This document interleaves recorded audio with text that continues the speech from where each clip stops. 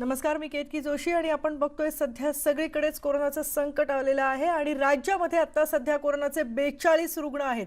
पुण्यात आणखी एक रुग्ण पॉझिटिव्ह आढळला आहे. त्यामुळे एकूण पुणे पिंपरी चिंचवडमधली संख्या 19 झाली तर राज्यभरातली संख्या कोरोनाग्रस्त रुग्णांची 42 झाली आहे. फ्रान्सहून आलेल्या एका महिलेला कोरोनाची लागण झाल्याचं स्पष्ट झालंय. 15 तारखेला तिची तपासणी करण्यात आली होती, पण एक सुदैवाची दिलाशाची गोष्ट म्हणजे ही महिला कुटुंबाव्यतिरिक्त इतर कोणाच्याही संपर्कात आली नाही आणि तिथे एक नायडू हॉस्पिटलमध्ये गेली, तिथे तपासणी केली, त्यामुळे अन्य कोणाशी तिचा संपर्क आलेला नाहीये. पण सध्याची ही माहिती आहे की राज्यात आता कोरोनाचे 42 रुग्ण आहेत.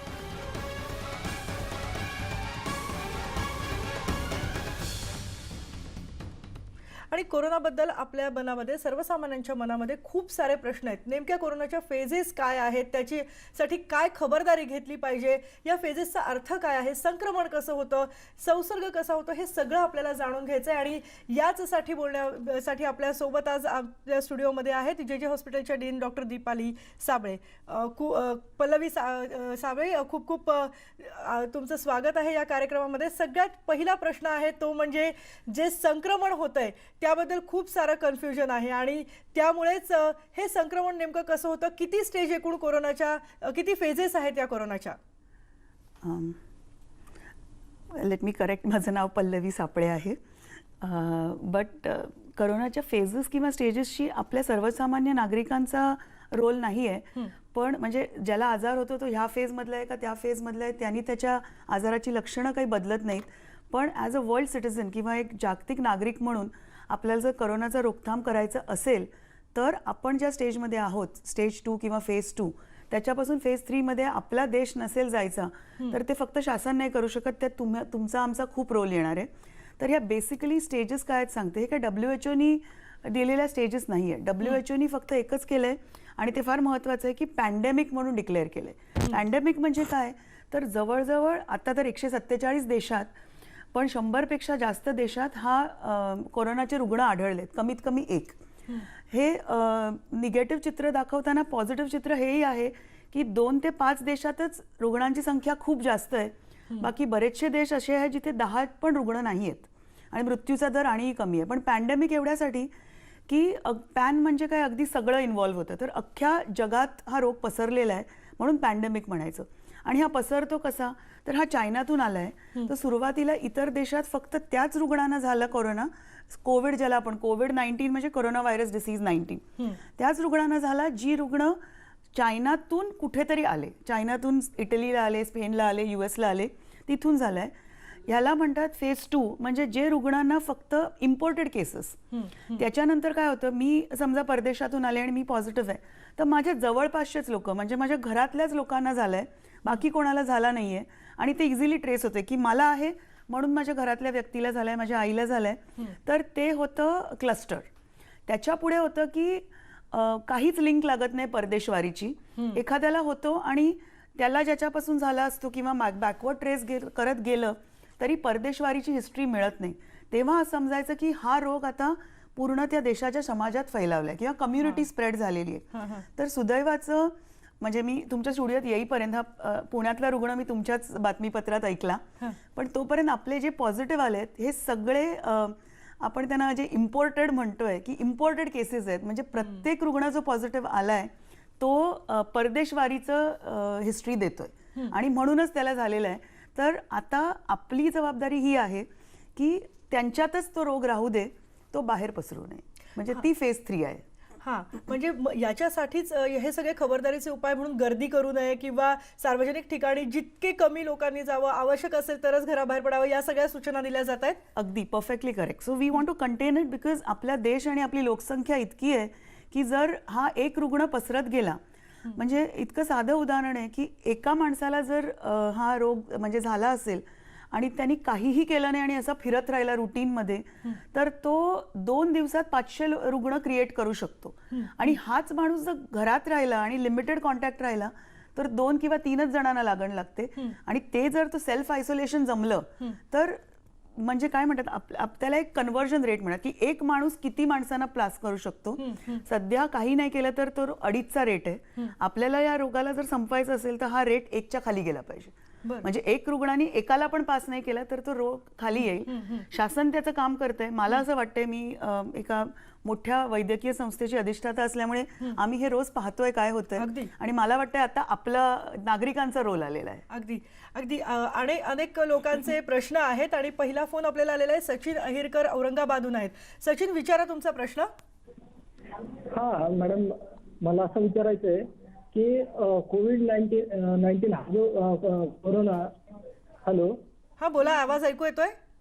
हा मॅडम, हा जो आजार आहे हा ग्लोबल झाल्यानंतर आपण त्याची दखल घेतोय, पण आपण भारतामध्ये किंवा आपल्या महाराष्ट्रामध्ये कोरोना सदृश असे अनेक आजार आहेत की ज्याचे सिम्पटम्स सेम आहेत.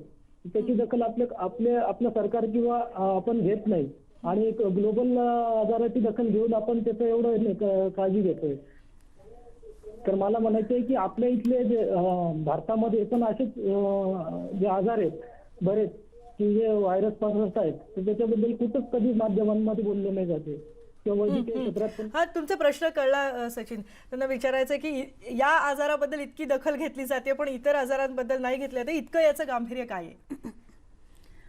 नाही, एकतर इतर आजारांची दखल घेतली जात नाही असं मुळीच म्हणता येणार नाही. अगदी. आपल्याकडे योजना आहेत ज्याच्यात HIV किती रुग्ण आहेत, TB किती आहेत, मलेरियाचे किती आहेत, टायफॉइड, हे सगळ्याचं रिपोर्टिंग होत असतं.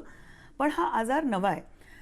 फॉर एक्झाम्पल जसं पाहिलं ना, जस्ट व्हायरल इलनेसेसबद्दल बोलायचं झालं तर, म्हणजे HIV TB बद्दल आपण इथे बोलूया नको, पण व्हायरल इलनेसेस काय असतात, दरवेळी सीझन बदलतो तशा व्हायरसेस येत राहतात. बरोबर. आणि त्या हर्ड इम्युनिटी नावाचा एक प्रकार असतो. म्हणून लहान मुलांना सर्दी पडसं जास्त का होतं की त्यांच्यासाठी सगळे जीवाणू किटाणू नवीन असतात, म्हणून सीझन बदलला की त्यांना होतं. पण काही काहींना फुल फ्लेज्ड आजार होतच नाही, त्यांना इतरांकडून त्याची थोडीशी लागण होते, त्यांची शरीर त्याच्याशी लढतं आणि ते बरे होतात. या आजाराचं तुम्ही लक्षात आलं असेल तर एक नाव नॉवेल आहे. त्यामुळे एक हर्ड इम्युनिटी असते, म्हणून बाकीचे आजार आहेत ना त्यांचा फार फैलाव होत नाही. कारण का आपण 100 लोक आहोत तर 40-50% लोकांना तो ऑलरेडी गेल्या वर्षी झालेला आहे, ते प्रोटेक्ट करतात, ते दुसऱ्यांना देतात. पण हा आजार इतका नवा आहे की 2019 ची त्याची उत्पत्तीची तारीख आहे. त्यामुळे जगातल्या 7 बिलियन लोकांसाठी तो नवा आहे. आणि म्हणून तो त्याची दखल घेणं, त्याची ओळख करणं, कारण का आपण सगळे त्या बाबतीत अनएक्सपोज्ड आहोत. अगदी. पुढचा फोन आपल्याला आलेला आहे पुण्याहून. प्रज्ञा कुलकर्णी यांना काही विचारायचंय. प्रज्ञा, विचारा तुमचा प्रश्न. हा, नमस्ते मॅडम. माझा प्रश्न असा आहे की आपण सामान्य गृहिणी आहोत आणि अशा वेळेस दुधाची पिशवी येते आणि त्या दुधाच्या पिशवीवरती काही व्हायरस लागलेले असतील किंवा पेपर घ्यावा की नाही, पेपर सुद्धा आम्ही घ्यायचं बंद केलेलं आहे. आणि कशा प्रकारे काळजी घ्यावी, कारण प्लास्टिकच्या पिशवीवरती सुद्धा 3 दिवस पर्यंत जंतू जिवंत राहतात. तर अशा वेळेस प्रचंड एक भीतीचं वातावरण आहे. तर काय सांगाल आपण मॅडम याबद्दल? पहिलं तर गृहिणी कधी सामान्य नसते, त्यामुळे तुम्ही स्वतःला ती सामान्य म्हणूच नका. पण हे प्रश्न आता येऊ लागलेत आणि या प्रश्नात थोडीशी काय म्हणतात एक थॉट प्रोसेस आहे. तर असं पाहिलंय की हे कसं पसरतं, तर ड्रॉपलेट इन्फेक्शन आहे. म्हणजे जर आपण शिंकलं आणि ते ज्याला रोग आहे कोविड-19 आणि त्याच्या 1 ते 1.5 मीटर अंतरात आपण असू, तर आपल्याला माहिती आहे सगळ्यांना आपण शिंकतो कधी ना कधी. तर शिंकातलं जे फ्लुइड असतं ते चांगल्याच स्पीडने, अगदी बुलेटच्या स्पीडने पसरू शकतं. त्यामुळे आपण कोणाच्या शिंकांच्या टेरिटरीमध्ये येऊ नये, त्याच्या परिघात येऊ नये. आणि येत असू जो शिंकतो किंवा खोकतो त्यांनी आपलं नाक कव्हर करावं, आलंच.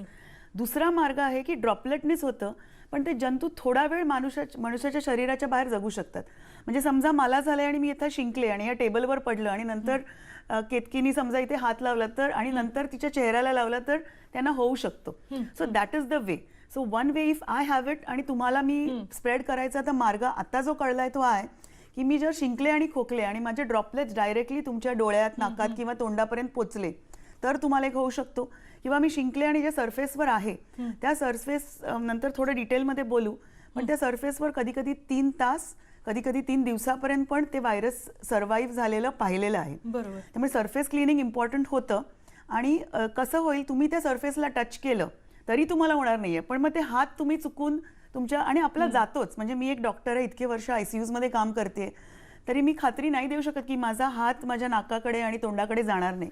So what you have to do is, तुम्हाला वाटलं ना की कुठेतरी शाशंक गोष्टीला हात लागलाय तर साबणाने आणि पाण्याने हात धुवून घ्या. सॅनिटायझर्स बद्दल इतकी म्हणजे लिगल आहेत, इलिगल आहेत, फेक आहेत ही डाऊट येते.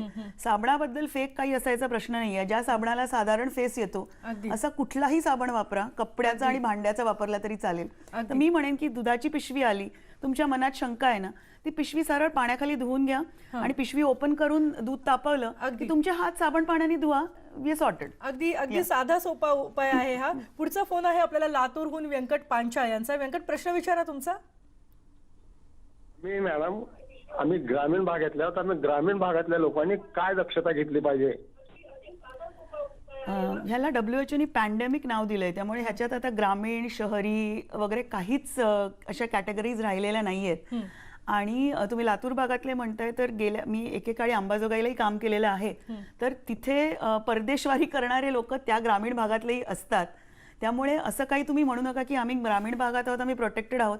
करायचं तुम्हाला फार काही नाहीच आहे. तुम्हाला फक्त अकारण प्रवास टाळायचा आहे. जमलं तर फक्त घरच्या लोकांशी, आणि जर जोपर्यंत तुमचं ऑफिस चालू आहे शासनाच्या नियमाप्रमाणे, त्या ऑफिसच्या लोकांच्या संपर्कात राहायचंय. शक्यतोवर कुठल्याही दुसऱ्या व्यक्तीपासून 1-1.5 मीटरचं अंतर ठेवायचंय. स्वतःला खोकला असेल तर डॉक्टरकडे जायचंय. दुसऱ्याला खोकला असेल तर त्याला घरी जायला थांबायला सांगायचं किंवा डॉक्टरचा सल्ला घ्यायला सांगायचंय. त्याच्यापासून आपण दूर राहायचंय. आणि जमेल तितक्या वेळा हात धुवायचे, जेवायच्या आधी, जेवल्यानंतर. चेहऱ्याला स्पर्श करणं जमेल तितकं टाळायचंय. ते फार सोपं आहे असं मी म्हणणार नाही. डोळ्याला, नाकाला स्पेशली स्पर्श जर टाळता आला तर चांगली गोष्ट आहे. एवढंच आपल्याला करायचं. ग्रामीण शहरीत काही त्यात फरक नाहीये फारसा. मुरबाडहून पुढचा फोन आहे महेंद्र शिंगोळे यांचा. महेंद्र, तुमचा प्रश्न विचारा.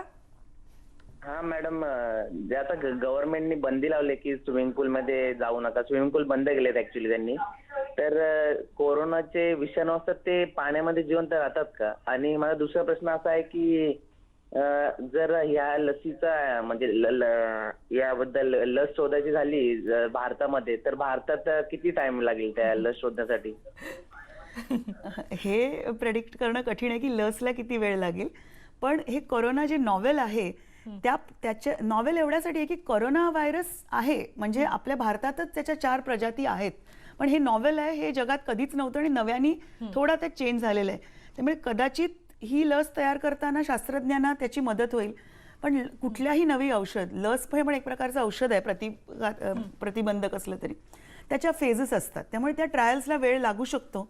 आणि तेच आपल्याला करायचं आहे की लस किंवा त्याच्यावरचा रामबाण उपाय येईपर्यंत आपण रुग्णसंख्या कमीत कमी ठेवायची.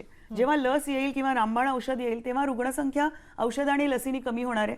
तोपर्यंत आपल्या हातात आहे ना, पण आपल्याला माहिती आहे ते कसं होतं, आपण टाळायचं आहे. आणि जसं म्हटलं की हे कोरोना एक व्हायरस आहे, हे शरीराच्या बाहेर फार जगत नाही. ड्राय सरफेस असेल आणि हॉट सरफेस असेल तर कमी जगतं. ओला असेल, मॉइस्ट असेल आणि टेम्परेचर कमी असेल तर जास्त जगतं. पण ह्याचे आकडे अगदी निश्चित नाही आहेत. तर आपण ते कशाला गृहीत धरायचे? आपल्याला जर वाटतं, म्हणून स्विमिंग पूलमध्ये कधी कधी तर असं आम्ही पाहिलं, एस्पेशली आता उन्हाळ्याच्या सीझनमध्ये भजी तळल्यासारखे लोक पूलमध्ये असतात. तर तुम्ही 1.5 मीटरचं अंतर ठेवू शकणार आहात का? 1-1.5 मीटरचं. ह्या कारणासाठी स्विमिंग पूलमध्ये नाही जायचंय. तुम्ही पूल शेअर करणार, शॉवर शेअर करणार, हे सगळं होणारच आहे. ते टाळायचंय आपल्याला. नक्कीच खबरदारी घेतलेली कधीही आधी चांगलीच आहे. पुढचा फोन पुण्याहून आहे एका प्रेक्षकांचा. प्रश्न विचारा तुम्ही. Good morning doctor. ऍक्च्युली मी चाकण पुण्यावरून बोलतोय. हा, बोला. मी शुक्रवारी दुबईवरून इथं रिटर्न आलो पुण्याला, आणि त्यावेळी अहमदाबादमध्ये जी थर्मल स्कॅनिंग किंवा जी बाकी टेस्टिंग आहे तर ते केलेलं होतं. तर त्याच्यानंतर तो रिझल्ट नॉर्मल होता. त्याच्यानंतर घरी आलो, एक आता 4-5 दिवस झाले. तोपर्यंत मला काही म्हणजे प्रॉब्लेम जाणवला नाही. पण आता आज मला थोडा श्वास घ्यायला त्रास होतोय. तर हे त्या रिलेटेड असू शकेल की बाकी लक्षणं काहीच नाहीत आणि फक्त श्वास घ्यायला त्रास होऊ शकतो? हेच विचारत होतं डॉक्टर. आणि त्यामुळे जे थर्मल स्कॅनिंग नॉर्मल होतं त्यामुळे मी बाकी जे रेग्युलर ऑपरेशन्स आहेत ते चालू ठेवलेले ऑफिसचे. तर ते पण विचारत होतं की हे म्हणजे डाऊटफुल असू शकतो का की मला क्वारंटाईन करावं लागेल? नाही, तुमच्याकडे परदेशवारीची हिस्ट्री आहे आणि परदेशवारीच्या 14 दिवसात तुम्हाला सिम्पटम सुरू झालेत आणि तापाची लक्षणं एवढ्यासाठीच तपासली जातात. कारण का अजून आपण मी म्हटलंय नॉवेल आहे, आपण शिकतोय. तर अजूनपर्यंत ज्या रुग्णांना कोरोना व्हायरस कोविड-19 झालेलं आहे त्यातल्या जवळजवळ 85 ते 90% लोकांना ताप आहे. म्हणून आपण ताप हे बघतोय, पण ताप हा 3-4 दिवसात येतो, पण 14 दिवसापर्यंत येऊ शकतो आणि काही काही अपवादात्मक स्थितीमध्ये 24 दिवसामध्ये पण येऊ शकतो. थर्मल स्कॅनिंगने एवढंच पाहिलं की ज्या दिवशी तुम्ही भारतात आलात त्या दिवशी तुम्हाला ताप नव्हता. ताप तुम्हाला आहे की नाही मला माहिती आहे, पण तुम्ही जे लक्षण सांगितलं नाही ते थोडंसं डेंजरस आहे. तुम्हाला श्वास घ्यायला त्रास होतोय. तर माझ्या मते पुण्याचं जे इन्फेक्शियस सेंटर आहे, माझ्या माहितीप्रमाणे नायडू हॉस्पिटल आहे, ते तुम्ही गाठावं आणि तिथे पोहोचण्याची आधी हेल्पलाईनला फोन करावा. बिकॉज तुम्ही जाताना तुम्ही एकटे गेलेले बरं, कारण का तुम्ही ते स्प्रेड करणार नाही. तुम्ही मात्र, मी नंतर आपल्या विषयात येईल कदाचित किंवा नाही, पण मास्क सगळ्यांनी वापरायचे नाहीयेत. पण you are the candidate who should use a mask. तुमच्याकडे मास्क नसेल तर घरातले एक मोठ्या रुमालाची गडी करा आणि ते वापरा. सुदैवाने कोरोना व्हायरस आपल्याला थोडे ब्लेसिंग्स हे दिलेत की त्याची साईज थोडी मोठी असल्यामुळे त्याला फार फाईन मास्क लागत नाहीयेत. कापडाचा मास्कही पुरतोय. तर एखादं कापड तोंडावर बांधा. घरातलं सिनियर सिटीजनला सोबत घेऊ नका. 20 ते 40 वर्षाच्या वयातलं कोणतरी असेल घरातलं ज्याच्याशी एनिवे तुमचा संबंध आलाय, त्याच्यासोबत तिथे जा. मला पुण्याचे हेल्पलाईन नंबर्स माहीत नाहीयेत, मी चेक करते, तुम्ही वेबसाईटवर चेक करा. हेल्पलाईनशी बोलून मग तिकडे पोहोचलात तर तुमचं फार लोकांशी इंटरॅक्शन होणार नाही. Because you are a potential index case. परदेशवारी आणि ब्रेथलेसनेस. अगदी. आणि आम्ही सुद्धा न्यूज 18 लोकमतच्या वतीनं तुम्हाला अगदी ही विनंती करतोय की तुम्हाला परदेशवारीचा इतिहास आहे आणि तुमच्यासाठी, तुमच्या कुटुंबासाठी म्हणून नक्की जाऊन पुन्हा एकदा तपासणी करा. यामध्ये काहीही धोका नाहीये. निगेटिव्ह जर अहवाल आला तर ते चांगलंच आहे, पण कोणताही शंका मनामध्ये ठेवू नका आणि ताबडतोब जाऊन, वेळ न घालवता ताबडतोब नायडू हॉस्पिटलच्या केंद्रावर जाऊन तुम्ही तुमची तपासणी करून घ्या. ही अगदी आम्ही कळकळीची विनंती करतोय. सरकारतर्फे वारंवार आवाहन केलं जात आहे. थोडीशी जरी लक्षणं तुम्हाला आढळली तरी ताबडतोब तुमच्या जवळच्या केंद्रावर जाऊन तुम्ही तुमच्या शंकांचं निरसन करून घ्या. तेव्हा कृपया यामध्ये कोणतंही दुर्लक्ष करू नका आणि ताबडतोब लगेचच तुम्ही तपासणी करून घ्या. पुढचा फोन आपल्याला आहे मॅडम औरंगाबादहून भूषण काळे यांचा. भूषणजी बोला. Hello ma'am. हा बोला. हॅलो. हा बोला. नमस्कार म्हटलं.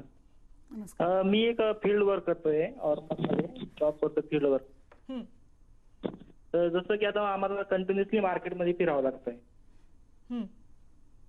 तर आता सध्या गव्हर्नमेंट काय म्हणते 31 तारखेपर्यंत घराच्या बाहेर नाही निघायचं. तर 31 तारखेनंतर असं काय होणार आहे का, समजा घराच्या बाहेर नाही निघायचं तर 31 तारखेनंतर काय होणार आहे आपलं? म्हणजे हा 15 दिवसाचा हाच ठराविक कालावधी का आहे, काय होणार आहे या काळात, त्यांना शंका आहे. नाही, ह्याच्या आधीचा जो प्रश्न आहे ना ते जरा स्कॅरी होतं. तर मी त्यांना एवढंच सांगेन की कारण का ते जर पब्लिक ट्रान्सपोर्टनी गेले, जे पुण्याचे होते, तर ते आणि लोकांना स्प्रेड करतील. तर माझ्याकडे ससून हॉस्पिटलचा नंबर मी घ्यायचा, कमीत कमी तिकडे फोन करा आणि विचारा. कदाचित होम व्हिजिट जर सुरू झाले असतील तर तुमच्या घरी येऊन कोणतरी तुमचं सॅम्पल घेऊ शकेल. पण तुम्ही ब्रेथलेस आहात मात्र काही, म्हणजे take it as a crisis. पण आता ज्यांचा प्रश्न आहे तर एवढंच म्हणेन की जसं म्हटलं, नॉवेल आहे, सगळ्यांसाठी नवं आहे, आपण रोज शिकतोय. म्हणजे आमच्या देखील रोज ज्ञानात भर पडते की असं होतं.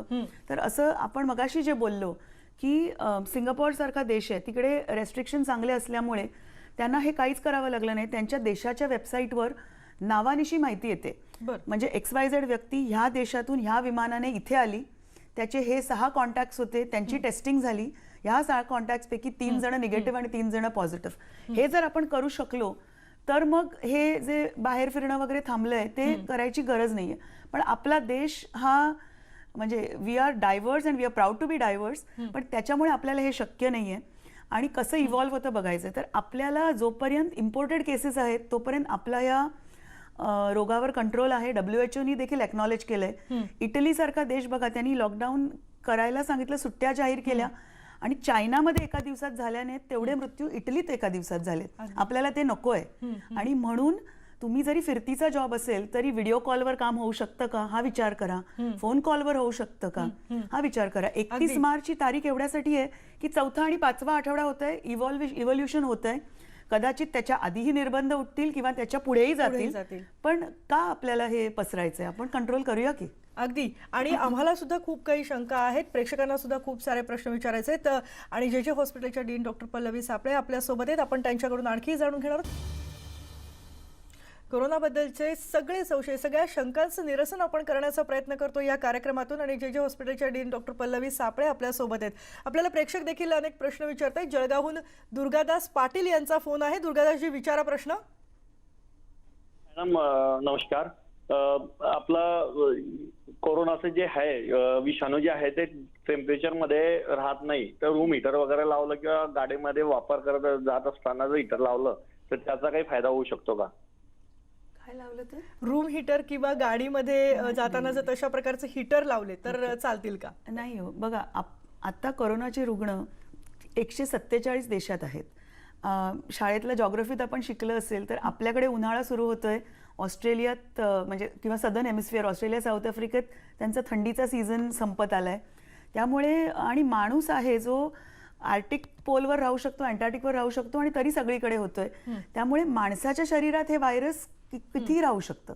त्यामुळे ते रूम हीटर वगैरे असा काही फरक पडणार नाहीये. फक्त काय होईल, जे बाहेरच्या सरफेसवर जे सर्व्हायवल आहे, शिंकल्यावर जे ड्रॉपलेटमध्ये राहतं ते फार उष्ण ॲटमॉस्फिअरमध्ये फार वेळ राहणार नाही आणि खूप थंड आणि ओल्या वातावरणात जास्त वेळ राहील एवढंच आहे. पण ते आपण कसं चेक करणार? त्यामुळे गृहीतच धरा की एखादी व्यक्ती शिंकली आणि त्यांनी नाक तोंड झाकलं नसेल तर ह्या टेबलवर ते पडलंय, म्हणजे मी जर असं केलं आणि मी पॉझिटिव्ह आहे तर मी गेल्यावर मी रिक्वेस्ट करेन की तुम्ही हे टेबल साफ करा. चेक कशाला करत बसते की 3 तास राहिलंय काय? So it's simple. Room heater वगैरे किंवा कार हीटरनी नाही फरक पडणार. अगदी. आम्हाला देखील एक प्रश्न आहे की या ज्या सगळ्या फेजेस आहेत, या फेजेसमधली सगळ्यात धोकादायक फेज, सगळ्यात धोकादायक टप्पा कोणता समजला जातो? सर्वात धोकादायक टप्पा very obviously community spread. Because आता कसं आहे, परदेशातून आलंय, नाही म्हटलं तरी विमान किंवा बोटीनी माणूस येतो, तुमच्याकडे त्यांचं कंट्रोल असतो की हा माणूस इथे होता. त्याच्यानंतर if you have a good system you can check की त्याचा कोणाकोणाशी संपर्क आलाय. पण जेव्हा तो पुढच्याच फेजमध्ये जाईल, which is the community phase, जिथे मी तुम्हाला आता भेटून गेले आणि just imagine I am positive, तर तुम्ही घरी जाल, तुमच्या घरातली लोक, तुमच्या ऑफिसमधली लोक, आणि त्यांना कळणारही नाही त्यांना कुठून झालंय. इंडेक्स केस जेव्हा सापडत नाही की एखाद्या व्यक्तीला झालं आणि ती लिंक इतकी पुढेपर्यंत पोहोचली आहे की कळतच नाही कोणाला कोणाकडून, that is obviously a dangerous phase. That is the community phase आणि ती अजिबात झाली नाही पाहिजे. आणि आपण लकीली हे सगळं का करतोय, म्हणजे काल मी मुख्यमंत्र्यांचे जे आदेश पण वाचले की ट्रेन बंद करायची वेळ आणू नका. कारण का काय होणार आहे, माझे डॉक्टर्सच्या वतीने आणि आमच्या काय म्हणतात हेल्थ केअर प्रोव्हायडर्सच्या वतीने मला तेच सांगायचं आहे की हॉस्पिटल्स कधीच बंद होणार नाही आहेत. आम्हाला माहिती आहे की आम्ही जे पेशंट्स पाहतोय त्यांना पोटेन्शियली हे असू शकतं आणि हॉस्पिटल चालू राहणार. जर ट्रेन बंद करायची वेळ आली, लॉकडाऊनची वेळ आली, तर आपले डॉक्टर्स, नर्सेस, जे आमच्या जेजेतल्या तर किती नर्सेस डोंबिवलीहून येतात. मी म्हणायची की एक डोंबिवली लोकल सुरू केली पाहिजे स्पेशली. नालासोपाराहून येतात, तुमचा स्टाफ येतो, तुमचं काम आहे माहिती देणं, पोलीस आहेत. तर जर बाकीच्या लोकांनी कॅज्युअली वागले आणि उगाच इकडे तिकडे जेवायला फिरतायत, पिक्चर, लकीली थिएटर्स बंद आहेत म्हणून फिरतायत, आणि इटली इथेच चुकली आणि आपल्याला ती चूक करायची नाहीये की कार्यालयांना सुट्टी दिली आहे. ती सुट्टी म्हणजे घरी बसून आयसोलेट होण्यासाठी आहे, नातेवाईकांचा गोतावळा गोळा करण्यासाठी नाहीये. हे लक्षात ठेवलं पाहिजे. अगदी. भांडूपहून आहे फोन सायली सावंत यांचा. सायलीची प्रश्न विचारा. काही तांत्रिक कारणाने संपर्क तुटलेला आहे आपला, पण आपण प्रेक्षकांच्या तर शंका जाणून घेतच आहोत. आता एक सगळ्यांच्याच मनात हा प्रश्न आहे की हवामान बदलतंय. खरं तर आता या वेळेला तुम्ही जसं म्हटलं तसं आपल्याकडे उन्हाळा असतो, पण आता सकाळी थंडी, रात्री थंडी आणि मध्ये प्रचंड उन्हाळा, असं सगळं वातावरण आहे. याचा खूप मोठा परिणाम या कोरोनाच्या संसर्गावर होतोय, सगळीकडे फैलावण्यावर होतोय. काय झालंय ना, हा आजार गेले 3-4 महिनेच आपण स्टडी करतोय. पण असं दिसलंय की जिथे एक्स्ट्रीम्स ऑफ टेम्परेचर असतात, म्हणजे रात्री खूप थंड, दुपारी खूप उष्ण, तिथे आपल्या इम्युनिटीवर जास्त परिणाम होतो आणि रोग जरा जास्त लक्षात येतात, एस्पेशली अलर्जिक टाईपचे किंवा लंग डॅमेज करणारे. कोरोना व्हायरसवर स्पेसिफिकली असं दिसण्यात आलं नाहीये कारण काय अजून तेवढा वेळ मिळाला नाहीये. त्यामुळे टेम्परेचरचा डायरेक्ट इफेक्ट होतो असं काही समजण्याची गरज नाहीये. कल्याणहून आपल्याला एक फोन आहे मंजू देशपांडे यांचा. मंजूजी, प्रश्न विचारा. हॅलो. हा, बोला. डॉक्टर सापळेंना मला प्रश्न विचारायचा आहे की सरकार तर आपलं काम करतेच आहे, जेव्हा आपली एखादी व्यक्ती बाहेरून येते तर त्यांना क्वारंटाईन करायचं काम ते करतायत, पण जर होम आयसोलेशन करायची वेळ आली आमच्यावर किंवा कोणावरही, तर त्यासाठी काय काय काळजी घेतली पाहिजे घरातल्यांनी आणि त्या रुग्णाची कशी काळजी घ्यावी त्याची आणि स्वतःची पण, तेवढं जरा कृपया सांगा. आणि मुंबईमध्ये किती हॉस्पिटल्स आहेत जिथे क्वारंटाईन करतात, त्याची आपल्याला लिस्ट मिळू शकते का, जिथे आपल्या रुग्णाला क्वारंटाईन केलेलं आहे? थँक्यू. नाही, क्वारंटाईन करायचा निर्णय म्युनिसिपल म्हणजे मुंबई महानगरपालिका वेगवेगळ्या घेते. सुरुवातीला जेव्हा जास्त नव्हते तेव्हा कस्तुरबामध्ये दोन्ही गोष्टी होत्या, त्या क्वारंटाईन आणि आयसोलेशन. नंतर आता 7 हिल्स हॉस्पिटल आहे. मी वाचलंय पण अजून तो GR मी नाही वाचलेला म्हणून छातीठोकपणे सांगत नाही. पण काही लोकांना त्यांच्या चॉईसच्या ठिकाणी पण पेमेंट करून क्वारंटाईनची सोय आहे. होम आयसोलेशनही आपण सुरू केलंय. त्यांच्या हातावर एक स्टॅम्प दिला जातो. हे स्टॅम्प थोडंसं डिग्रेडिंग वाटलं तरी आपल्याच मूर्खपणामुळे ही करायची वेळ आली आहे. कारण का तुम्हाला सगळ्यांनीच वाचलं असेल की बँगलोरमध्ये एक टेकी होता जो हनीमूनहून इटलीहून आला, जो पॉझिटिव्ह आला आणि त्याची पत्नी विमानाने आग्र्याला गेली. घरी लोक विचारायला आल्यावर तिच्या वडिलांनी थापा मारल्या की ती परत बँगलोरला गेली आहे. असं जर आपण मूर्खपणाने वागणार असेल तर काय करेल शासन? म्हणून ते हातावर लिहावं लागतं की म्हणजे मी जर अशी आले आणि माझ्या हातावर शिक्का दिसला तर केतकी मला सांगेल सॉरी मॅडम तुमचा इंटरव्ह्यू नाही घ्यायचा, जा घरी. याच्यासाठी करायची वेळ आलेली आहे. म्हणून होम क्वारंटाईन जेव्हा सांगतील तेव्हा ते करायचे. मी सांगते सगळ्यांना ते शक्य होईल असं नाही. जर शक्य असेल तर जो क्वारंटाईनमध्ये व्यक्ती आहे त्यांनी एका वेगळ्या रूममध्ये असावं ज्याला टॉयलेट देखील वेगळं असावं. आता हे लाड आहेत हे मला माहिती आहे, सगळ्यांना शक्य नाही. पण शक्यतोवर जर असेल तर तसं करावं. तसं नसेल तर निदान त्याचा बेड सेपरेट असावा आणि इतरांनी त्याच्यापेक्षा 1.5 फूट तरी 1.5 मीटर तरी लांब राहावं. त्याची शुश्रूषा, कारण का चायना ते पाहिलेलं गेलंय की कम्युनिटीमध्ये पसरायच्या आधी घरच्यांमध्ये पसरतं.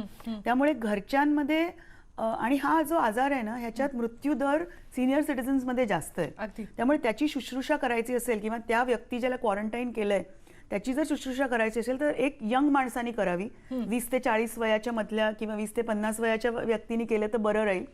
पण त्या व्यक्तीने देखील मास्क घालावा, जो क्वारंटाईन केलंय त्यांनी देखील मास्क घालावा आणि त्यांनी देखील 1.5 मीटरचं अंतर ठेवावंच. म्हणजे जेवण वाढावं, हे करावं. आणि सगळे सर्फेसेस दिवसात जमतील तितक्या वेळा, फार मोठे डिसइन्फेक्टंट नाही, घरात जो ब्लीच असतो हाऊसहोल्ड ब्लीच थोडा स्ट्रॉंग वापरावा आणि सगळे टेबल, खुर्च्या, खिडक्या जिथे जिथे त्याचा हात लागेल ते साफ करत राहावं. आणि हात तर साबण पाण्याने सतत धुवतच राहावे. साताऱ्याहून पुढचा फोन आहे नेहा शिंदे यांचा. नेहाजी प्रश्न विचारा. प्रश्न असा आहे की कोरोना व्हायरस नोटेवर किती वेळ राहू शकतो? परत विचारा प्रश्न तुमचा. कोरोना व्हायरस हा नोटेवर किती वेळ राहू शकतो? नोटेवर, पैशांवर, नोटेवर किती वेळ राहू शकतो? जसं म्हटलं तसंच ओलं सरफेस असेल तर जास्त वेळ राहू शकतो. पण ह्या छोट्या छोट्या गोष्टी आहेत ज्या लक्षात ठेवायला लागतात. आणि नोटेवर किती वेळ राहू शकतो असं नाही, पण तुम्ही जर फार नोट शेअरिंग करत असाल तर त्याच्यानंतर हात धुवावे एवढं मी सांगेन. आणि जोपर्यंत हात धुवायची संधी मिळत नाही किंवा तुमच्यापाशी हँड सॅनिटायझर नसेल तर मग तोपर्यंत एवढं तरी करावं की चेहऱ्याला हात लावू नका. म्हणजे मी समजा इथे कोणाच्या तरी टॅक्सीवाल्याला पैसे दिलेत टॅक्सीतून उतरताना तर घरी जाऊन आधी हात धुवावे आणि मग चेहऱ्याला हात लावावं, तेवढं तरी करावं. हँड सॅनिटायझर असेल तर तिथल्या तिथे नोट दिल्यानंतर किंवा घेतल्यानंतर नोट पर्समध्ये ठेवावी आणि हँड सॅनिटायझरनी हात साफ करावे. हे आपल्याला आता करावंच लागणार आहे. अगदी म्हणजे खूप साध्या साध्या गोष्टी आहेत खरं तर. या गोष्टी आपल्या लक्षात येत नाही. तर ह्यांनी नोटेचं उदाहरण दिलं म्हणून सांगते. एकदा एक स्टडी असा झाला होता की लिफ्टचं बटन, आता मला आहे मी खोकते पण यू आर नॉट अवेअर. मी तुमच्या ऑफिस स्टुडिओत येताना मी लिफ्टचं बटन दाबलं पहिल्या मजल्याचं और वॉट एव्हर आणि मी वर निघून आले. You have not seen me only. माझ्या मागे एक 5 मिनिटांनी दुसरी व्यक्ती आली आणि त्यांनी देखील लिफ्टचं बटन दाबलं. त्यांनी मला पाहिलं नाही, त्याचा आणि माझा संपर्क नाही. 1.5 मीटर काय 1.5 किलोमीटरचा पण संबंध नाही. पण मी ज्या लिफ्टच्या बटनला हात लावून आले आणि जर मला तो रोग असेल तर त्याला तो म्हणजे it he has got it. आणि त्यांनी लिफ्टच्या बटनला हात लावलं आणि हात न धुता स्वतःच्या नाकातोंडाकडे हात गेला तर त्याला होणार आणि त्याला ही कॉन्टॅक्टही कळणार नाही. सो तेच आपल्याला करायचं. जेव्हा तुम्हाला वाटेल ना, माझं काय म्हणणं आहे, थोडं पाणी आणि साबण एक्स्ट्रा जाईल. तुम्हाला ते मगाशी दुधाच्या पिशवीची शंका आली, जशी ह्यांना आता नोटेची आली, जिथे वाटेल ना की आपण शांशक ठिकाणी हात लावलाय त्याच्यानंतर हात धुवून घ्या ना. सिंपल. म्हणजे मनाला जर प्रश्न पडेल की होऊ शकतं का तर, आणि दरवेळी पल्लवी सापळे नसतील उत्तर द्यायला, तर तुम्ही हात धुवून घ्या ना. अगदी म्हणजे खूप साध्या साध्या गोष्टी आहेत. आधी आपण जसं आधी जेवणानंतर असा हात धुवायचो, आता प्रत्येक वेळेला जेव्हा जेव्हा तुम्हाला वाटेल त्यावेळेला आणि हात धुणं हे कंपल्सरी आहे. आता पुढचा फोन आपल्याला आहे सुनील पगारे यांचा. सुनीलजी प्रश्न विचारा. हा मॅडम, मी रेल्वेमध्ये सर्वंट आहे मॅडम. तर मी रेग्युलर मी प्रवास करतो मॅडम रेल्वेने. मॅडम तर काय खबरदारी बाळगावी लागेल मॅडम अपडाऊन करण्यासाठी? रेल्वेमध्ये प्रवास करताना एकतर पहिलं गरजेचं आहे का ते विचारावं. ऑफकोर्स तुमची नोकरी असेल तर तुम्हाला जावंच लागते, पण तोच विचार करावा. कदाचित तुमची नोकरी अशी नाही आहे की वर्क फ्रॉम होम होऊ शकतं, पण ज्यांचं वर्क फ्रॉम होम होऊ शकतं की घरी बसून काम करून संध्याकाळी रिपोर्ट आणून देऊ शकतं. ऑफिसेसना पण आता आमच्या हॉस्पिटलला बायोमेट्रिक अटेंडन्स होता, तो आम्ही बंद केलाय. एखादा व्यक्ती घरी बरंचसं काम करून दुपारच्या वेळी आणू शकतं, ट्रेनला कमी गर्दी असते त्यावेळी, हे एक करू शकतो. स्वतःला खोकला झाला असेल तर मास्क लावावा आणि शक्यतोवर खोकताना रुमालात खोकावं किंवा आपल्या एल्बोमध्ये खोकावं, सो दॅट तो जो खोकल्यानंतर किंवा शिंकल्यानंतर जे ड्रॉपलेट्स होतात ते कमी होतील. आणि आपल्याला काही त्रास नसेल तर मास्क नका घालू ट्रेनमध्ये, पण काय करा, जरा ती शिस्त लावून घ्या हाताला की हात चेहऱ्याकडे गेला नाही पाहिजे. शक्य असेल तर सॅनिटायझर सोबत ठेवा, नसेल शक्य ना तर एक साबणाची वडी ठेवा. स्टेशनवर उतराल ना तिकडे तिकडच्या पाण्याखाली हात साबणाने धुवा आणि पुढे निघून जा. पहिली संधी मिळेल तेव्हा हात धुवून टाका. अगदी. पुण्याहून भाविन मजेटी आहेत. भाविनची प्रश्न विचारा तुमचा. हॅलो. हा बोला. हा, मी पुण्याहून बोलतोय. हा बोला. ऍक्च्युली आता बरेचशी लोक ट्रीटमेंट नंतर बरी पण होत आहेत. तर जी लोक बरी होत आहेत त्यांना जे औषध वापरलं जाते ते सगळ्या भारतात सगळ्या पेशंट्सना का नाही वापरलं जात? त्याच्यामुळे सगळी लोक बरी होतील ना? असं नाहीये. एक सांगू का, सध्या त्याचा मॉर्टॅलिटी रेट म्हणजे जर 100 जणांना लागण झाली तर ॲव्हरेज रेट 1 ते 2% येतोय. काही ठिकाणी 5% गेलाय, काही ठिकाणी त्याच्यापेक्षा 1%पेक्षाही कमी आहे. म्हणजे काय तर 100 जणांना जर कोविड डिसीज झाला तर त्यातले 98 लोक काहीही let me repeat it again, काहीही न करता बरे होणार आहेत. त्यामुळे ते बरे झाले, त्यांना काहीतरी भन्नाट औषध मिळाले असं काही नाही आहे. ते आपोआप बरे झालेत त्यांच्या नॅचरल इम्युनिटीने व्हायरल इन्फेक्शनच्या. 2% लोकांचा 5% लोकांना सिव्हिअर आजार झाला आहे, त्यातल्या 2%चा मृत्यू झाला आहे आणि 80% लोकांना फार माइल्ड सिम्पटम्स झालेत. त्यामुळे 100 पैकी 80% लोकांना माइल्ड अंगदुखी, सर्दी, खोकला किंवा काही ना तेही झालं नाही आहे. 10 ते 15% लोकांना थोडेफार आजार झालेत आणि 5% लोकांना ICU केअर लागली आणि त्यातले 2%. त्यामुळे असं नाही आहे. आणि औषधांचा रोज नवीन म्हणजे आपण शोधतोय, अजून रामबाण उपाय मिळाला नाही आहे. आता थोड्या वेळापूर्वी तुमच्या इथे मी वाचली की HIVची औषधं द्यायची परवानगी. म्हणजे हा HIV सारखा आजार आहे असं होत नाही. आमच्या औषधांच्या कॅटेगरीज आहेत, अँटीबॅक्टेरियल, अँटीफंगल, अँटीव्हायरल. तर हे व्हायरस असल्यामुळे जे आपल्याकडे उपलब्ध अँटीव्हायरल औषधं आहेत, HIVची असू दे, स्वाईन फ्लू ज्याला H1N1 म्हणतो, तीच औषधांचा प्रयोग चालू आहे. अगदी मलेरियाचं क्लोरोक्विनचा देखील वापर चालू आहे. आणि आपण पाहतोय की कुठल्या औषधांनी लोक रिकवर होत आहेत, सिव्हिअर असलेली लोक, आणि सगळ्यांना ते चालू आहे. म्हणजे व्हेंटिलेटर्स वगैरे सगळंच चालू आहे. असं काही नाहीये की सिलेक्शन होत आहे. आणि ती व्हायची वेळ येऊ नये म्हणूनच आपल्याला काम करायचं आहे. कारण का एकदम जर सगळ्यांना झाला तर अमेरिका आणि ग्रेट ब्रिटन सारखे देशही ची सिस्टम ही हँडल करू शकत. बरोबर. पुढचा फोन आहे पुण्याहून आरती गायकवाड यांचा. आरती, ते प्रश्न विचारा.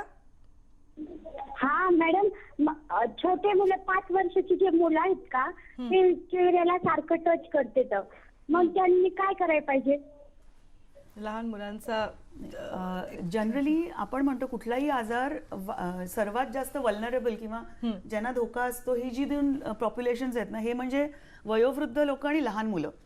कोरोनाने आपल्यावर एक कृपा केली आहे की अजूनपर्यंत आजच्या तारखेपर्यंत 9 वर्षाखालील एकाही मुलाचा मृत्यू झालेला नाहीये. सो फॉर सम रिझन लहान मुलं प्रोटेक्टेड आहेत. त्याचं कारण लक्षात असं येते की कोरोना व्हायरस हे नॉवेल, जसं मी म्हटलं आधी एक होतं भारतातच, त्याचे 3-4 प्रकार होते, थोडंसं चेंज आहे. तर कदाचित लहान मुलांना पहिल्या 4-5 वर्षात त्या व्हायरसचा एक्सपोजर झाल्यामुळे त्यांना हा ओळखीचा दुश्मन आहे. थोडासा बदललाय पण तरी त्यांची तोंड ओळख चांगली आहे म्हणून ते लढत आहेत. त्यामुळे लहान मुलांना हा आजार अजूनपर्यंत झाला नाहीये म्हणून एवढं बेफिकीर राहायचं गरज नाहीये. लहान मुलांना देखील उलट ही वेळ आहे त्यांच्यावर हँड हायजीन आणि कफ हायजीनचे संस्कार घालायची.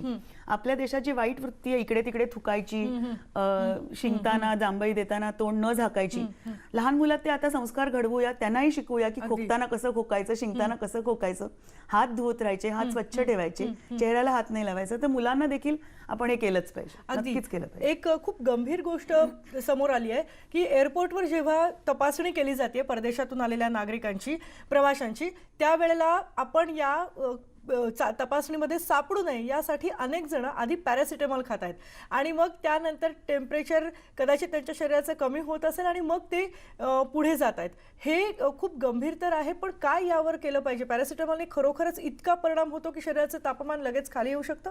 पॅरासिटामॉल हे औषध ताप कमी होण्यासाठीच वापरलं जातं आणि त्याचा इफेक्ट 4 ते 6 तास राहतो. पण तेच माझं म्हणणं आहे की का आपल्याला असं हे लॉकडाऊन किंवा मिलिटरी रेजिम सारखं करायची वेळ आणताय? ही तुमची सामाजिक जबाबदारी आहे आणि आता आपण होम क्वारंटाईनकडे जातोय. सगळ्यांना जर तुम्ही आलात आणि तुम्हाला लक्षणं नसतील तर तुम्हाला कोणीही क्वारंटाईनमध्ये नाही राहायला सांगत आहे. तुम्हाला होम क्वारंटाईनचा ऑप्शन दिला जातोय आणि क्वारंटाईनमध्ये राहिलं तर माझं म्हणणं आहे काय बिघडतंय, तुम्हाला प्रोटेक्शन तुम्ही तुमच्या कुटुंबाला देताय. बरोबर. आता जे एका रुग्णाचा मृत्यू झाला काल कस्तुरबात, त्याच्या घरातल्या इतर दोघांनाही झालाय. जर तर क्वारंटाईनमध्ये राहिले असतात, मला माहित नाही ते दोघं परदेशी गेले असतील, पण गृहीत धरूया की ते नाही गेले, तर ती व्यक्ती जर घरी न जाता क्वारंटाईनमध्ये राहिली असती तर घरातल्या लोकांना लागण नसती झाली. तुम्ही हा जो मुद्दा म्हणताय होम क्वारंटाईन म्हणजे घरी क्वारंटाईन करणं, म्हणजे नेमकं काय केलं जातं, कसं करायचं हे? नाही, हे तुम्हाला एअरपोर्टवरची अथॉरिटी सांगणार. जे परदेशी प्रवासाहून येतात ते एक फॉर्म भरून घेतला जातो आणि जर तुम्ही त्या डेंजरस देशांपासून जिकडे लागण फार पसरलेली आहे त्या देशातून आला असाल आणि तुम्हाला जर काही लक्षणं असतील तर मात्र तुम्हाला चेक केलं जातं आणि तुम्हाला त्या फॅसिलिटीमध्ये कदाचित आयसोलेशन वॉर्डमध्ये ठेवलं जातं. पण तुम्हाला काही लक्षणं नसतील, तुम्ही बाकी कम्फर्टेबल असाल, पण तुम्ही जर त्या देशातून आला असाल तर मी म्हटलं तसं 14 दिवसापर्यंत लक्षणं येऊ शकतात. त्यामुळे त्यावेळी तुम्हाला हल्ली आता होम क्वारंटाईन, कारण की एवढे लोक आपण आयसोलेशनमध्ये ठेवणं किंवा क्वारंटीनमध्ये ठेवणं कठीण आहे. त्यांना होम आयसोलेशन सांगितलं, त्यांना हे इन्स्ट्रक्शन्स मगाशी जसं आपण सांगितलं, शक्य असेल तर सिंगल रूम, नसेल तर इतरांपासून 1.5 मीटरचं अंतर, सरफेसेस साफ करणं, हे सगळं त्यांना सांगितलं जातं. आणि Ketaki, if you give me permission, मी जरा ससूनचा, मी त्या मगाशच्या फोनला इतकी टरकले की मी ससून हॉस्पिटलच्या फक्त फोन आपण घेऊयात. मुंबईहून सूरज माने आहेत, त्यांना प्रश्न विचारायचा आहे. सूरजजी, तुम्ही प्रश्न विचारा. हा, नमस्कार मॅडम. हा बोला, हा बोला. मॅडम, मला ना आता मी 3 दिवस कोर्स पण केला टायफॉइडचा, लिमोनियाचा वगैरे, तर माझे रिपोर्ट सगळे नॉर्मल आलेत मॅडम. आणि मला आता सध्या खोकला पण जास्त आहे, सर्दी पण आहे, खोकल्यात थोडं सकाळी ब्लड पण पडलंय मॅडम नॉर्मल. माझा खोकला काही कमी होत नाही आणि एक्सरे वगैरे रिपोर्ट केले, चुकीचे रिपोर्ट केले, सर्व नॉर्मल आहे मॅडम. मध्ये मला ताप येतो, दम लागतो, डोकं वगैरे दुखतं आणि खोकला जास्त आहे मॅडम. आपण परदेशातून आलाय का गेल्या 15 दिवसात वगैरे? नाही मॅडम, म्हणजे ट्रॅव्हलिंग कुठं केलेलंच नाही, मुंबईतच आहे मॅडम. हा, तुमच्या संपर्कात अशी कोण व्यक्ती आली आहे का? नाही मॅडम, अजून तर नाही मॅडम सध्या. तर तुम्हाला हेच प्रश्न विचारले जाणार. तर तेच म्हटलं, करोना व्हायरस आलाय म्हणून टीबी, टायफॉइड, मलेरिया, इतर व्हायरसेस, अलर्जी असे काय रोग काय कुठे गायब नाही झालेत. तर ह्यांना त्याच्यापैकी काय दुसरं एखादं असण्याची शक्यता जास्त आहे. तर उलट मी म्हणेन त्यांना एवढा आजार असताना त्यांनी जनरल पब्लिकमध्ये मिक्स होण्यापेक्षा आपल्या जवळच्या डॉक्टरकडे जावं आणि ह्या आजाराची ट्रीटमेंट करावी. करोना व्हायरस असण्याची शक्यता कमी आहे, तरी ते डॉक्टर असेच करतील आणि वाटलं तर तपासणी करतीलच ना. अगदी. आपल्याला आणखीही बोलायचे, आणखीही प्रश्न विचारायचे आहेत. जे हॉस्पिटलच्या डीन डॉक्टर पल्लवी सापळे आपल्या सोबत यानंतरही असणार आहेत, पण एका ब्रेक नंतर परत भेटूया.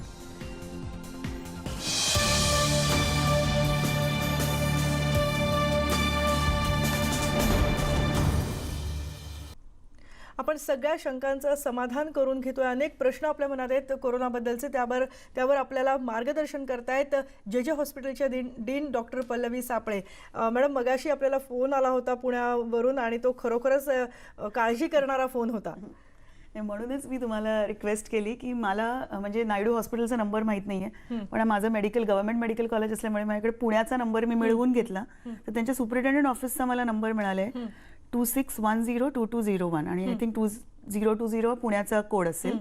तर हा फक्त मी त्या व्यक्तींना सांगते की तुम्हीच वापरा, सगळ्यांनी हा वापरू नका, कारण का ससून हॉस्पिटल मोठं हॉस्पिटल आहे, त्यांचंही काम चालू असतं. पण निदान तुमच्यापुरतं ते सुपरिटेंडंट तिथले गाईड करू शकतील की कसं करायचंय आणि काय करायचंय.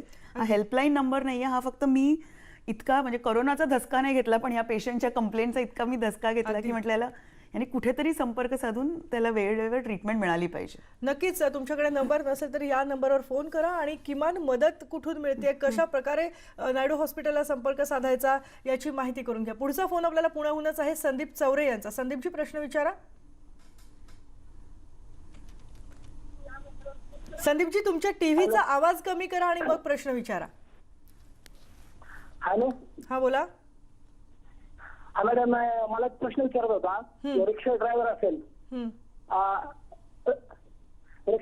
त्याच्या पाठीमागे पॅसेंजर लोक बसतात, त्याच्यातला एखादा जर कोरोनाचा रुग्ण असेल आणि त्याने शिंकलं, खोकलं, तर मग रिक्षा ड्रायव्हरला होऊ शकतो का? मग रिक्षा ड्रायव्हर आहे ते, आणि जर मागे बसणारे प्रवासी आहेत तर ते शिंकतात, खोकतात, अशा वेळेला एक तर काळजी काय घ्यायची आणि त्यांना सुद्धा होऊ शकतं का अशा वेळेला? नाही, तुम्ही रिक्षा ड्रायव्हर असाल तर नाही होऊ शकतं. कोरोना जर असा रुग्ण असेल तर तर त्या रुग्णांनी मास्क घातला पाहिजे. त्यामुळे तुमच्या रिक्षात जर बसलं असेल आणि कोणतरी त्याला ताप आला असेल, तुमच्या लक्षात आलं असेल, तो खोकत असेल, लक्षात आलं असेल, तर त्याला घेऊन जा जिथे जायचं आहे, की शेवटी त्याला तिथे तो ट्रीटमेंटलाच जात असेल आणि सगळ्यांनीच न्यायचं बंद केलं तर तो जाईल कसा.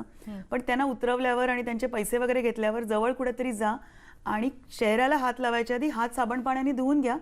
जर तुम्ही तेवढं केलं तर तुम्हाला होणार नाही. पुढचा फोन आहे राजेश माने यांचा. राजेशजी प्रश्न विचारा. राजेश माळवदे आहेत आपल्यासोबत. राजेशजी प्रश्न विचारा. हा मॅडम नमस्कार. बोला.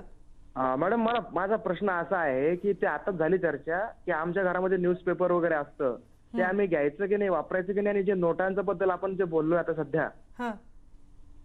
Hello madam. हा, ऐकू येतोय. बोला बोला. हा, तुम्ही टीव्हीचा आवाज कमी करा आणि सलग प्रश्न विचारा. हो मॅडम, मला असा प्रश्न विचारायचा आहे की जे नोटांच्या बद्दल आपण बोलतोय सध्या, सगळ्यात महत्वाचा प्रश्न असा आहे की आता आम्हाला नोटांचे व्यवहार करावेच लागणार आहेत आणि मॅडमने सांगितल्याप्रमाणे हात वगैरे धुवायचे, परंतु जेव्हा आपण ती खिशातली नोट आपण जेव्हा ठेवतो खिशामध्ये, त्यावेळेला त्या खिशातून काही संसर्ग होण्याची शक्यता असते का? म्हणजे तो कपड्यावरती पसरतो का? नोटांच्या द्वारे कपड्यावर पसरतो का तो? बर. आणि न्यूजपेपर आम्ही वापरायचे का नाही? एखाद्याने सुके हात असतील, त्याच्यावर काही नसेल तर तो पसरणार नाही.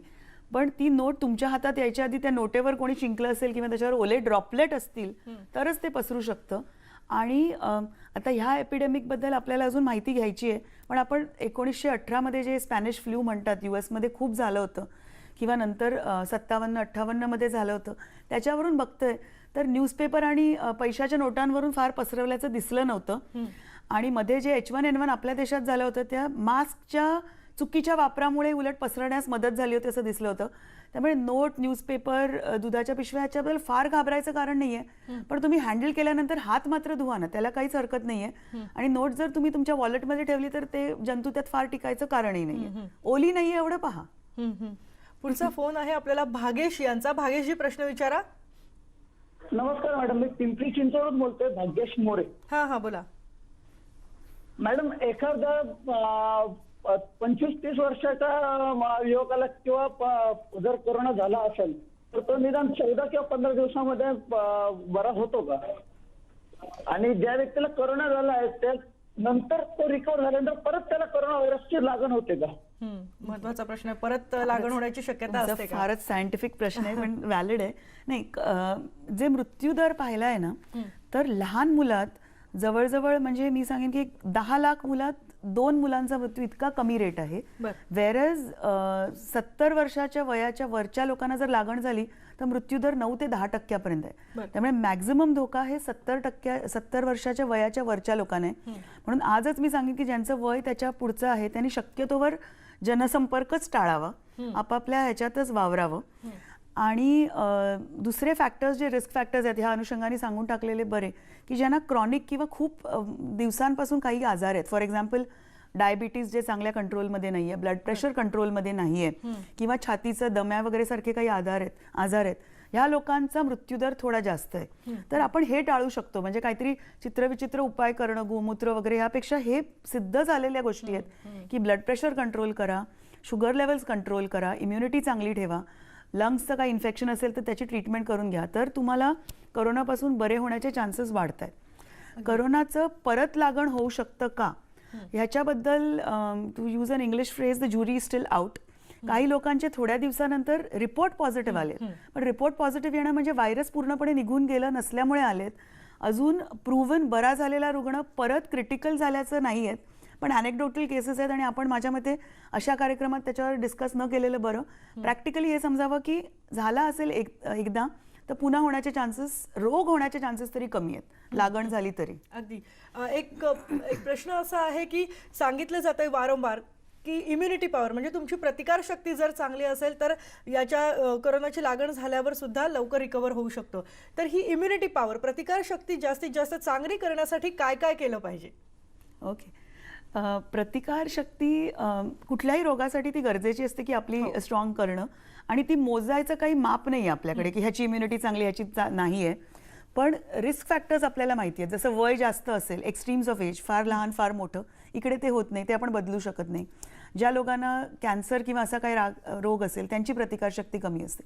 पण ज्यांना असं काही नाही आहे, त्यांची प्रतिकारशक्ती वाढवायची असेल तर काही छोट्या छोट्या सोप्या गोष्टी आहेत. सर्वात सोपी गोष्ट म्हणजे जमलं तर आनंदी राहणं. I think once you are in that happy phase, आणि people have realise now the happiness quotient असतो नाव. काय काय देशात मिनिस्टर ऑफ हॅपीनेस आहे, आणि हे काही उगाचच नाही झालंय. Happiness makes your immunity get better, हे एक आहे.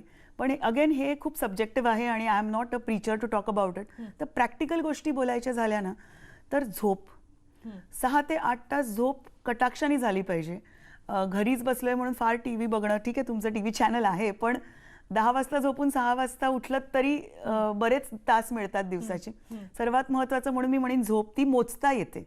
आणि इट्स बीन प्रूव्हन, म्हणजे अगदी नॉट रिलेटेड टू कोरोना, पण बरेचसे फिटनेस एन्थुझियास्ट आहेत जे 2 आणि 3 वाजता जिममध्ये जातात आणि त्यांना मृत्यू ओढावल्याच्या घटना आहेत. का तर झोप अपुरी आहे. त्यामुळे झोपेचं महत्त्व कोरोनाच्या निमित्ताने का असे ना सगळे जर आपले 6 ते 8 तास झोपू लागले, खूप चांगली गोष्ट आहे. तर एक तर झोप, चांगलं स्वच्छ आहार. चिकन आणि अंड्याबद्दल खूप बोललं जातं म्हणून मीच आता स्वतः दरवेळी ते सांगते की चिकन आणि अंडी वगैरे खायला, मासे खायला काहीच हरकत नाही आहेत. पण इतर वेळी जे आपण उपाययोजना करतो ते स्वच्छ पाहिजे, चांगलं शिजलेलं पाहिजे, नासलेलं नको. हे आत्तापुरतं नाही आहे, नेहमीसाठीच आहे, हे करावं. त्यामुळे चिकन अंडी आपण का सांगतो फिश, की कारण का त्यात प्रोटीन्स आहेत, त्यांनी प्रतिकारशक्ती वाढायला मदत नक्कीच होणार आहे. चांगली फ्रेश फळं खावी, भाज्या खाव्या, ह्या सगळ्यांनी. व्यायाम करू शकता. आता जिम्स बंद आहेत, पण आपल्या भारताने एवढी आपली जुनी योगची परंपरा आहे की तुम्ही सूर्यनमस्कार करू शकता, प्राणायाम करू शकता. ह्या सगळ्या पण मेडिटेटिव्ह गोष्टींनी इम्युनिटी वाढू शकते. खूप साध्या आणि आपल्याला रोज करता येण्यासारख्या या गोष्टी. कोरोनाचं निमित्त करा, पण पुढेही चालू ठेवा या सगळ्या गोष्टी. अगदी अगदी. तुकाराम ढोबळे आहेत पुण्याहून, त्यांना प्रश्न विचारायचा आहे. तुकाराम, प्रश्न विचारा. हाय मॅडम. हा बोला. ऍक्च्युली जे मास्क संदर्भात डॉक्टर जे सांगतात, आता N95 मास्क आहे, पण काल असं न्यूज मध्ये आलं की मास्क तुम्ही रेग्युलरली चेंज करायला पाहिजे. आणि मला जे डॉक्टरने सांगितलं होतं की N95 हा मास्क आहे, तुम्ही 1 दिवस वापरल्यानंतर संध्याकाळी डेटॉल मध्ये हे वॉश करून तो क्लीन करून परत दुसऱ्या दिवशी वापरू शकता. तर हे थोडं कन्फ्युजिंग आहे. मास्क बद्दल बोलायच्या आधी मी आधी कोणी वापरावा ते सांगते. मास्क वापरूच नका. काय असतं सांगते, आम्हाला पण मास्क वापरायची सवय आहे ICUs मध्ये किंवा ऑपरेशन थिएटरमध्ये, आणि तरी आम्ही अनकम्फर्टेबल असतो. आपला एक ह्युमिड किंवा ट्रॉपिकल कंट्री आहे, त्यामुळे घाम येतो, श्वासाने ते मास्क ओला होतो, आणि मास्क म्हणजे काहीतरी वेगळं लावल्यासारखं वाटतं. मी जे सांगते वारंवार, चेहऱ्याला हात लावू नका, हात जातोच त्या मास्कमुळे, कारण का ते इरिटेट होतं. त्यामुळे ज्यांना काहीही सिम्पटम्स नाही आहेत त्यांनी प्लीज मास्क वापरूच नका, गरजच नाही. मास्क कोणी वापरायचा, जे डॉक्टर्स, नर्सेस किंवा बाकीचा स्टाफ आहे सफाई वगैरे करणारे, जे ह्या जे पोटेन्शियल ज्यांना कोरोना असू शकतं त्यांना ट्रीट करतायत. म्हणजे एक तो ग्रुप झाला. दुसरा कोणी वापरायचा, जर मला खोकला झाला असेल आणि दुसऱ्यांना होऊ द्यायचा नसेल त्यांनी मास्क वापरायचा, बाकीच्यांनी खरोखर मास्क वापरू नका. दुसरं मी म्हटलं की कोरोना सुदैवाने त्याची साईज मोठी असल्यामुळे फार फाईन मास्कची गरज नाही आहे. कापड देखील, रुमाल देखील घडी करून पुरतो, तो वापरावा जर जिथे गरज असेल तिथे, आणि तो स्वच्छ किंवा ब्लीचनी धुवून चांगल्या उकळत्या पाण्यात धुवा. 60 ते अगदी म्हणजे उकळत्या पाण्यात जर तुम्ही कपडे धुतले ना, सगळे कपडे नाही पण मास्क धुतला तरी तो काम होऊन जाईल. आम्ही आमच्या डॉक्टर्सना पण आता कापडाचे मास्क द्यायला सुरू केलेत, आणि आम्ही त्यांना रोज ते ऑटोक्लेव्ह करून आलटून पालटून देणार आहोत. कारण का मास्कचं उगाच एक फॉल्स शॉर्टेज होतोय आणि गरज नाहीये मास्कची. मुळीच महत्वाची शंका होती आणि खूप चांगलं उत्तर तुम्ही मॅडम दिलेलं आहे, कारण याच्यामुळे शंका समाधान तर नक्कीच झालेलं आहे. अनेकांच्या मनात हा प्रश्न होता मास्क बद्दलचा. आपल्याला आणखीही काही जाणून घ्यायचंय, पण इथे एक ब्रेक घेतोय. ब्रेक नंतर परत भेटूया. कोरोनाबद्दलच्या सगळ्या शंकांचं समाधान आपण करून घेतोय, आणि जे हॉस्पिटलच्या डीन डॉक्टर पल्लवी सापळे आपल्यासोबत आहेत. पल्लवी मॅडम, एक अगदी शेवटचा प्रश्न आहे. खरं तर खूप शंका आहेत, पण तरीसुद्धा तुम्ही बहुतेक शंकांचं खूप छान आमच्या निरसन केलेलं आहे. अगदी शेवटचा प्रश्न म्हणजे काय काय खबरदारी घेतली पाहिजे, काय आवाहन कराल तुम्ही कोरोना दूर ठेवण्यासाठी, शक्यतो आपल्याजवळ फिरकू नये यासाठी? भारत खूप लकी आहे की आपण कम्युनिटी स्टेजमध्ये गेलो नाही आहोत, आणि कम्युनिटी स्टेजमध्ये जायचं नसेल तर शासनापेक्षा आता नागरिकांची जबाबदारी जास्त आहे. आणि त्यासाठी आज छान मी एक इम्पिरियल कॉलेजची स्टडी वाचली, त्याच्यात त्यांनी सांगितलं आहे की जर आपण व्हॉलंटरीली सोशल डिस्टन्सिंग केलं, म्हणजे काय तर 1.5 मीटरचं अंतर ठेवावं, शक्यतोवर घरचे लोक आणि ऑफिसला जायची जर वेळ येत असेल तर ऑफिसच्या लोकांपेक्षा पलीकडे कोणाशी संपर्क येऊ नये. जाता जाता एक छोटासा छान थॉट मी त्या एका आर्टिकलमध्ये वाचला की ह्या रोगात मृत्यूचा दर 60 आणि 70 वर्षाच्या वरच्या लोकांचा सर्वात जास्त आहे. तर तुम्हाला जर तुमची इम्युनिटी वाढवायची असेल ना, तर अजून एक आहे की आपण दुसऱ्यांसाठी काहीतरी चांगलं केलं ना की आपल्याला अच्छा लगताय आणि त्या अच्छा लगतायमुळे आपली इम्युनिटी वाढते. तर एकाने छान थॉट दिला की कुठेतरी सिनियर सिटीजन आजी आजोबा दोघेच एकटे राहत असतील तर त्यांना फोन करा, त्यांना विचारा तुमच्यासाठी काय रेशन आणायचं आहे का, भाजी आणायची आहे का, आणि त्यांच्यासाठी ती विकत आणा, त्यांच्या दाराची बेल वाजवा, त्यांच्या दारासमोर ठेवा, ते घेतील. आणि that is how you can prevent की सिनियर सिटीजन्सनी तरी 60 किंवा 70 वर्षाच्या लोकांनी मी तर म्हणेन घरच्यांच्या व्यतिरिक्त आणि कोणाला भेटूच नाही पुढचे थोडे आठवडे, आणि त्यांना हे टाळायचं असेल तर आपण थोडी त्यांना मदत करू शकतो. Which I found was a very good thought. So let's end on this happy note की एकमेका सहाय्य करू सो दॅट आपल्या अख्ख्या देशात कोरोना वाढणार नाही. अगदी नक्कीच. खूप खूप धन्यवाद मॅडम. तुम्ही खूप व्यस्त कार्यक्रमातून वेळ काढलात आणि आमच्या आणि आमच्या प्रेक्षकांच्या सगळ्या प्रश्नांची उत्तरं दिलीत याबद्दल.